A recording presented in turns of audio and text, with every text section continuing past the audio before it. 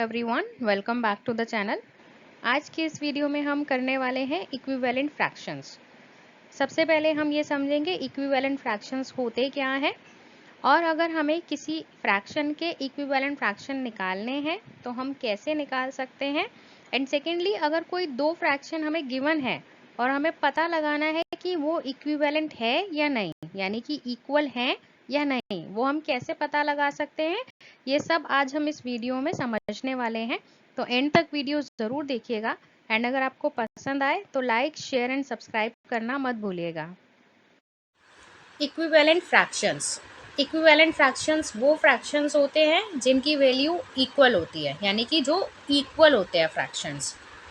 अब हम अगर बात करें किसी एक फ्रैक्शन की, जैसे ये है हमारा 2/4 एक फ्रैक्शन, हमें इसी के इक्विवेलेंट फ्रैक्शंस अगर हमें निकालने हैं, यानी कि वो फ्रैक्शन निकालने हैं जो इसी के इक्वल हो, तो वो हम कैसे निकालते हैं। हम ऐसे नंबर से दोनों को मल्टीप्लाई करते हैं, ऊपर और नीचे जो सेम नंबर होगा।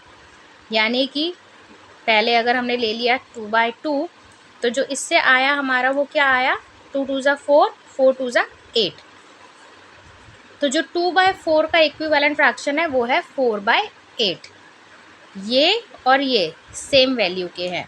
अगर इसके और हमें निकालने हैं इक्विवेलेंट फ्रैक्शंस, तो हम क्या करेंगे, इसी तरीके से नेक्स्ट नंबर से मल्टीप्लाई कर देंगे।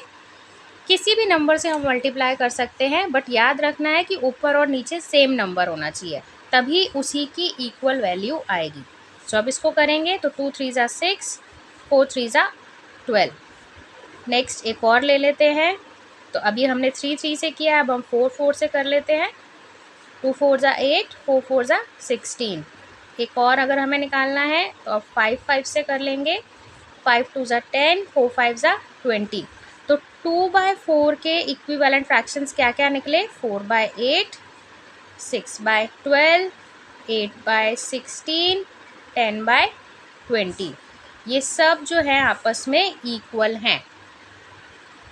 2/4 के सभी इक्विवेलेंट फ्रैक्शंस हैं, ये सब इक्वल हैं। ज़रूरी नहीं है कि हमें इसी सीक्वेंस में चलना है, 2 2 3 3 4 4 5 5, ऐसा ज़रूरी नहीं होता है।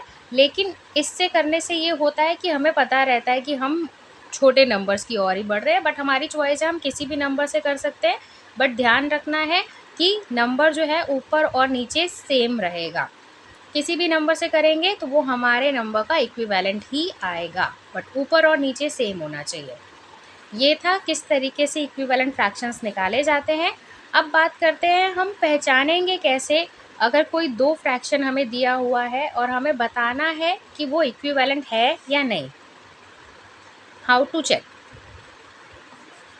चेक कैसे किया जाता है कि ये दोनों इक्विवेलेंट फ्रैक्शन है या नहीं, मतलब कोई भी दो फ्रैक्शंस अगर हमें गिवन है तो।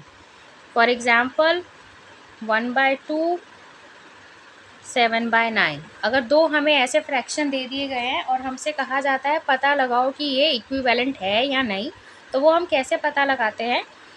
हमारा जो एक नंबर का न्यूमरेटर है, यानी कि ऊपर वाला नंबर है, उसको हम दूसरे नंबर के डिनोमिनेटर से मल्टीप्लाई कर देते हैं, यानी कि 1 × 9।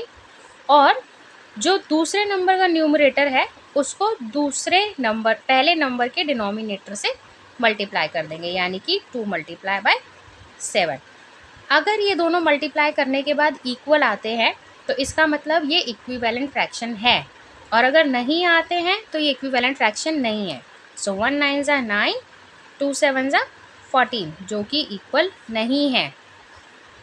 तो इसका मतलब 1/2 एंड 7/9 आर नॉट इक्विवेलेंट, ये इक्विवेलेंट नहीं है। एक और एग्जाम्पल हम ले लेते हैं। मान लेते हैं कोई दो नंबर हैं हमारे पास, 2/4 एंड 6/12। अगर हमें ये चेक करना है कि ये इक्विवेलेंट है या नहीं है, तो क्या करेंगे, इसको करेंगे इससे मल्टीप्लाई, यानी कि 2 12 ज़ा, और इसको करेंगे इससे मल्टीप्लाई, यानी कि 4 6 ज़ा। सो ये हो गया 2 12 ज़ा 24, ये हो गया 4 6 ज़ा 24, जो कि आ रहा है इक्वल। अगर ये इक्वल आ रहा है इसका मतलब क्या हुआ, 2/4 एंड 6/12 आर इक्विवेलेंट, ये जो है वो इक्विवेलेंट है। हमें यही चेक करना है, अगर ये इक्वल आ गया तो इक्विवेलेंट है और नहीं आया तो ये इक्विवेलेंट नहीं है।